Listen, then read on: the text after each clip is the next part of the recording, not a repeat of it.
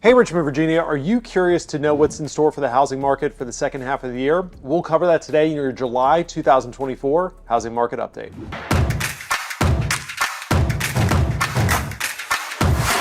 What is going on, party people? In this video today, we're going to talk about what's in store for the housing market, specifically in our Metro Richmond, Virginia area for the second half of 2024. And we are going to cover interest rates, we're going to cover prices, and we're going to cover the upcoming election. So as far as interest rates go, the time of this recording, we've recently seen rates dip below the 7% level that they were stuck at for weeks on end. We are currently sitting at a 6.82% par interest rate on a 30-year fixed mortgage. And as you'll see in the graphic, interest rates are scheduled to continue to drop, but at a much slower pace than most people would like to see. As you'll see in the graphic, we're going to drop about 10 to 15 basis points per quarter, at least until the middle of 2025. And most major banks are predicting right now that we're going to see the next cut in the federal funds rate in September of this year. Regarding prices, the only thing that's hotter than our temperatures right now in Central Virginia is our housing market. As you'll see in the graphic, the median home price for June of 2024 was $419,000. That's up 10% year over year from June of last year and up 14% from where we started in January of this year. My personal prediction originally at the beginning of the year was that we're going to see anywhere between 5 and 10% price appreciation for Metro Richmond. It's now looking like there's a possibility we could see north of 10% price appreciation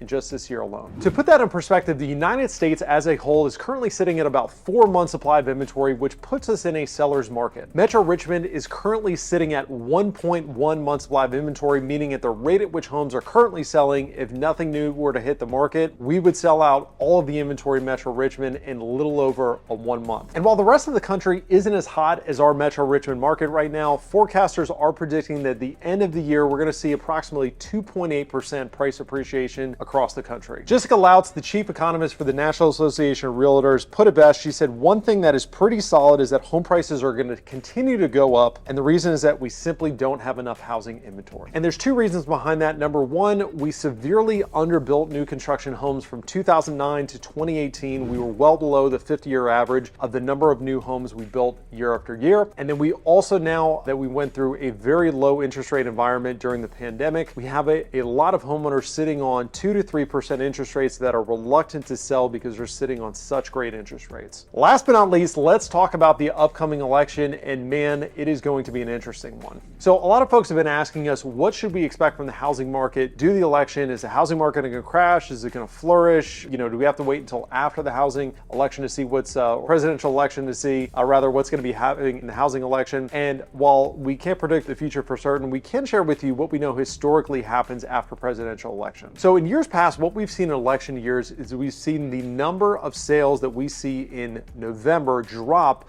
more so than we've seen in other years. And really what this is, a lot of folks just sticking their hands in their pockets, deciding that they're going to hold off and see what happens in the election and just kind of pause their home search or pause their home sale in the month of November during election years. We also know that the number of homes sold went up after 9 of the last 11 presidential elections in the following year. The only year that we didn't have more homes sold than the previous year during election year was 2009. I would make the argument that had nothing to do with the presidential election, but rather the global financial crisis that we found ourselves in. And last but not least, home prices actually went up the year after an election. 7 of the 8 last presidential elections, the only year that home prices didn't go up was after the 2008 election. Once again, my argument had nothing to do with a presidential election, had everything to do with the fact that we found ourselves in a global financial recession. So what does this all mean to you? As always, we're going to give you 3 tips for sellers and 3 tips for buyers. My first tip for sellers is don't freak out. As you can see, presidential elections at the end of the day really don't affect the housing market all that much in the immediate. So I would not freak out if you're somebody that's considering selling and thinking that the world's going to end if your candidate doesn't get elected in November. Secondly, you've picked up some equity. So I talked to a lot of sellers that don't realize how much equity that they are currently sitting on, how much their home has truly appreciated over the last couple of years and continues to appreciate this year. So if you are somebody that's selling, absolutely check with a competent realtor to find out what your property could sell for and how much equity you truly have. And last but not least, if you're somebody that's currently on the market or thinking about getting on the market, I would recommend you position position yourself so that you can be in a closed sale by August the 19th. The significance of that date is that is when Henrico, Hanover, Chesterfield, and Richmond City kids are all going back to school. What we know about our market is,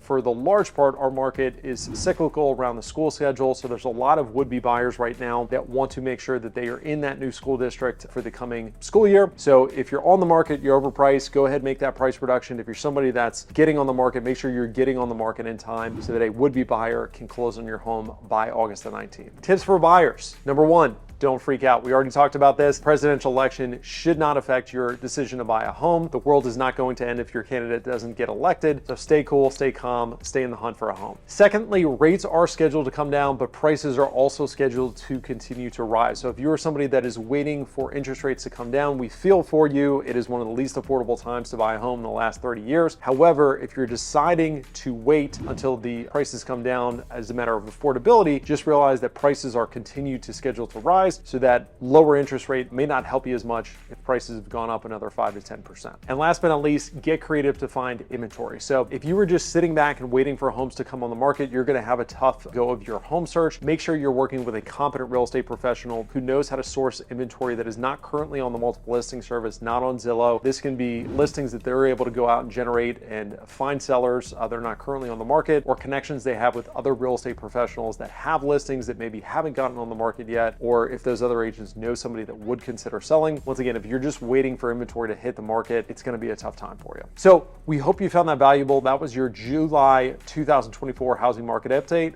Look forward to seeing you next month.